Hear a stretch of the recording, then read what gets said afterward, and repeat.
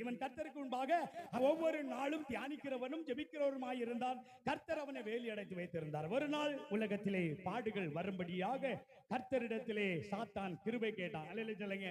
கர்த்தரிடத்திலே கிருபை கேட்டால் மாத்திரம்தான் சாத்தானுக்கு கிருபை உண்டாக்கப்படும். அல்லேலூயா சொல்லுங்க.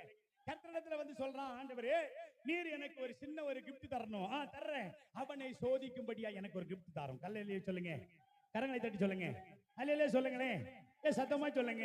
இன்னைக்கு உங்க வாழ்க்கையில அப்படித்தான். மாம்சத்தோடு கர்த்தர் போராடுவதற்காக சாத்தானுக்கு ஒரு gift கொடுக்கிறாரு. நீ போராடு. அவள் மாம்சத்தினால அல்ல, ஆவியினாலே அவள் என்னோடு நிறைத்திருப்பாள். கைகளை தட்டி வச்சாங்க. ஆமென் சொல்லுங்க. ஆமென் சொல்லுங்க. இந்த ஐஸ்வர்யமாய் இருந்த இந்த மகள் பாருங்கள், மாம்சத்துக்குரியவள். இவளுக்கு தேவை ஃபுல்லா ஐஸ்வர்ய வாழ்க்கை. காரு பங்களா ஜீவ எல்லாம். அல்லேலூயா சொல்லுங்க. இவளுடைய நடனங்கள் எல்லாம் காரு பங்களா பணம். மற்றவர்கள் நம்மளை